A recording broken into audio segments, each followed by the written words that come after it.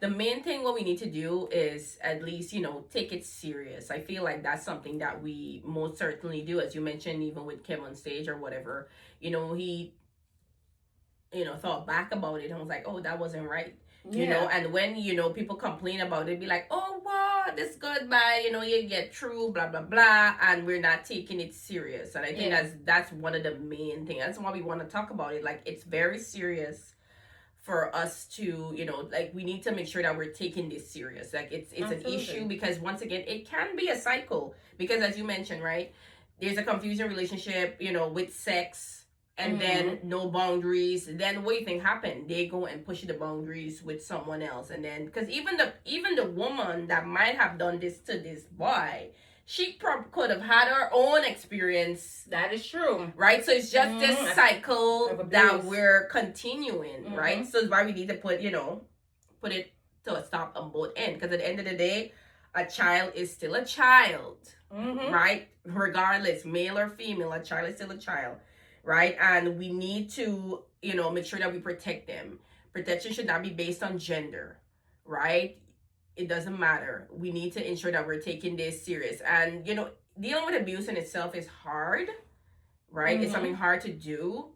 And even, now that it's kind of, with men, we don't take it serious. So it maybe would be even harder to do, especially if the boy is saying, oh, mom is fine. I had a good time. Men be like, oh, he wanted it and all these different things. No, your job is to protect your child. Yeah. Period.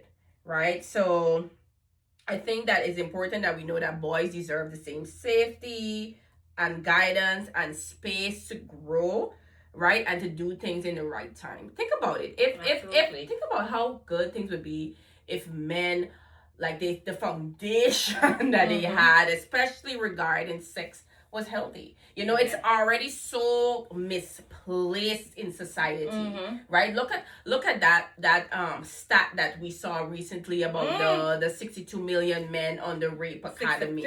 Million men on the rape academy, watching how to rape your girlfriends, your spouses, and stuff like that, right?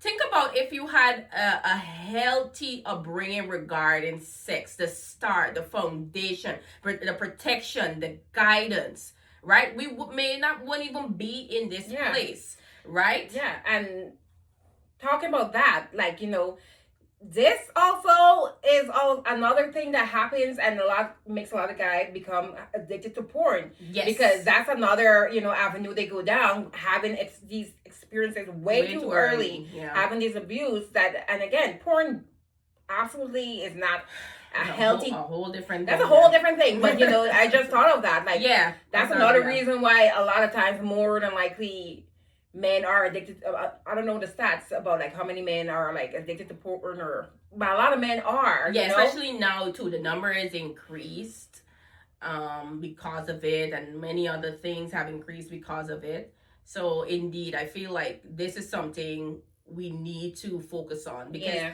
having it shouldn't be 62 million men. Like that's an insane. Like it's a horrific statistic, right? And that's why we need to make sure that we're raising healthier men in terms of like sex and good relationship. Parents, we have a responsibility, and that's one thing we echo over and over in this show. We have a responsibility, and now you have a responsibility to protect your children. We need to protect all children from this. Absolutely.